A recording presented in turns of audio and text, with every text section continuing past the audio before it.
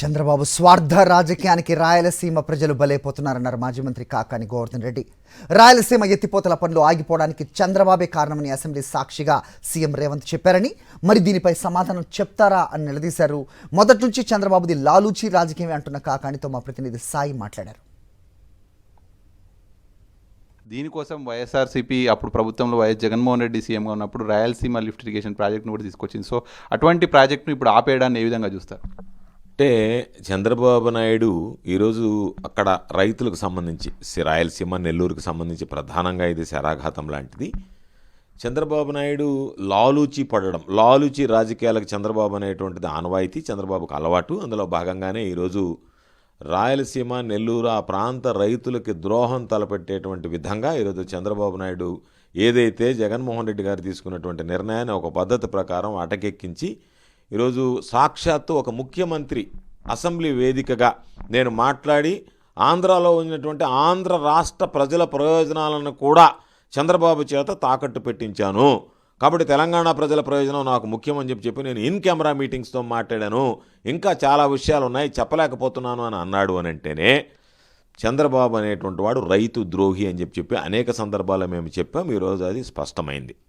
అయితే దీని గురించి 1-2 విషయాలు చెప్పాల్సినటువంటి అవసరం ఉంది. ఎందుకంటే ఇది ఈరోజు మనకి చాలా అవసరాలు ఉన్నాయి. మహానేత రాజశేఖర రెడ్డి గారు ఏదైతే ఆ రోజు పోతిరెడ్డిపాడు హెడ్ రెగ్యులేటర్ దగ్గర నుంచి నీళ్లు తరలించాలన్నాడో నెల్లూరు జిల్లాకు సంబంధించి కానీ రాయలసీమ ప్రాంతానికి సంబంధించి కానీ ఈరోజు మనకు ఉన్నటువంటి ఒప్పందం ప్రకారం చెన్నైకి ఇవ్వాల్సినటువంటి 15 టీఎంసీల నీటితో పాటు ఆ రోజు ఆయన 44,000 క్యూసెక్లకు పెంచడం జరిగింది. సముద్రం వెళ్ళేటువంటి నీటిని తరలించాం. అయితే ఇక్కడ ఈ ప్రాంత ప్రజలకు ఆ రోజు ఉమ్మడి ఆంధ్ర రాష్ట్రంలో ఈ ప్రాంత ప్రజల ప్రయోజనాలకు ఇబ్బంది కలగకూడదని ఆయన ఏదైతే 885 అడుగులు ఉన్నటువంటి శ్రీశైలం జలాశయంలో 841 అడుగుల్లో ఈరోజు మనం దాన్ని నిర్మించుకోవడం జరిగింది. దాన్ని 841 అడుగుల్లో నిర్మించినా పూర్తి సామర్థ్యంలో 44,000 క్యూసెక్కులు రావాలి అంటే 880 అడుగుల లెవెల్కి నీరు వస్తే మాత్రమే మనకు ప్రయోజనం చేకూరేటువంటి పరిస్థితి ఉంది. ఒక పక్క చంద్రబాబు 2014లో అధికారం వచ్చిన తర్వాత తెలంగాణలో ఉన్నటువంటి శ్రీశైలం ఎడమగట్టు కాలువ తెలంగాణ అధీనంలో ఉంటే వాళ్ళు ఇష్టారాజ్యంగా 800 అడుగుల నుంచే ఈరోజు వాళ్ళు విద్యుత్ దీనికి జనరేషన్కి నీళ్లు వాడుకుంటుంటే ఆ రోజు మరలా ఇక్కడ కూడా కన్నేసి ఈ ప్రాంతంలో కూడా తిరిగి అధికారంలోకి రావడానికి ప్రయత్నం చేయొచ్చు, మనం ఆంధ్రాలో ఈరోజు అధికారంలోకి వచ్చామన్నటువంటి ఆలోచనతో, దుర్మార్గమైనటువంటి ఆలోచనతో ఆ ప్రాంత ప్రయోజనాలకు సంబంధించి రాష్ట్ర ప్రజల ప్రయోజనాలు ఆంధ్ర ప్రాంత ప్రయోజనాలు తాకట్టు పెట్టి ఆ రోజు నిమ్మక నీరెత్తినట్టుగా ఉండిపోయాడు. ఆ తర్వాత వాళ్ళు ఇష్ట ప్రకారం వ్యవహరించారు. ఈరోజు నోటు కోట్ల విషయంలో చంద్రబాబు అడ్డంగా బుక్ అయిన తర్వాత వాళ్ళు దానికి సంబంధించినటువంటి దాంట్లో కల్వకుర్తికి సంబంధించినటువంటి ఎత్తిపోతల సామర్థ్యం పెంచిన పాలమూరు రంగారెడ్డి, అదేవిధంగా డిండికి సంబంధించి రోజుకు 2 టీఎంసీ నీరు 800 అడుగుల్లో నుంచి లిఫ్ట్ పెట్టిన చంద్రబాబు ఆ రోజు మిన్నకుండిపోయాడు. మొదటేమో మరలా ఇక్కడ కూడా తాను ఏలాలనేటువంటి ఆలోచనతో మొదట్లో గమ్ముగుండి తెలంగాణ ప్రాంతం వాళ్ళు ఇష్టప్రకారంగా ఇక్కడికి సంబంధించినటువంటి నీటిని వాడుకున్నప్పుడు మిన్నకుండిపోయాడు.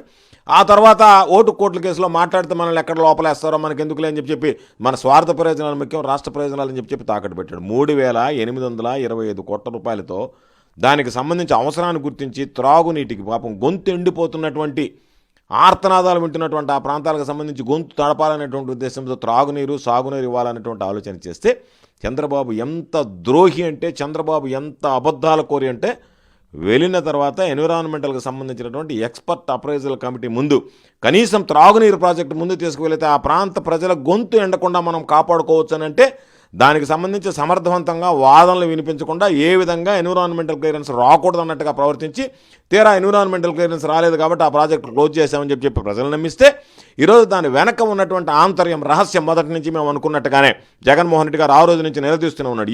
ఆ రోజు కూడా తెలంగాణ వాళ్ళు ఇష్ట ప్రకారం ప్రాజెక్టులు కట్టమని నీటిని తరలించకపోతుంటే మీరు ఎందుకు గమ్ముకున్నారంటే చంద్రబాబు నిమ్మకు నీరెత్తినట్టుగా వ్యవహరించి ఈరోజు చంద్రబాబు నాయుడు ఆపేశాడు అని మేమేదైతే గతంలో మాట్లాడాం దానికి ఆధారం ఏమిటంటే వీళ్ళిద్దరి మధ్య కుదిరినటువంటి లాలూచి ఒప్పందాల వల్ల ఈరోజు సీమ ప్రాంతాలకు సంబంధించి ఆంధ్ర రాష్ట్ర ప్రజల రైతుల ప్రయోజనాలను చంద్రబాబు తాకట్టు పెట్టాడు అనేటువంటిది ప్రతి ఒక్కరికి అర్థమైపోయింది. సీఎం రేవంత్ రెడ్డి వ్యాఖ్యలతో చంద్రబాబు మోసం ఈసారి ఖచ్చితంగా బయటపడింది. సో ఈసారి ప్రజలు చాలా ఆవేదనతో ఉన్నారు. అయితే రాయలసీమ ప్రాంతాన్ని మొత్తాన్ని కూడా సీఎం చంద్రబాబు నాయుడు అన్యాయానికి గురి చేశారు. సో దీనిపైన వైఎస్ఆర్సీపీ పోరాడుతుంది. ఇప్పటికైనా రాష్ట్ర ప్రజలు రాష్ట్రానికి మేలు చేసేది, రాష్ట్ర ప్రయోజనాలను కాపాడేటువంటి వ్యక్తి ఎవరు అనేటువంటిది గుర్తించాలి, చంద్రబాబుకు సరైన గుణపాఠం చెప్పాలని చెప్పి మాజీ మంత్రి కాకాని గోవర్ధన్ రెడ్డి చెప్తున్నారు. వీడియో జర్నలిస్ట్ ముత్యంతో కలిసి సాగినరెడ్డి, సాక్షి న్యూస్, హైదరాబాద్.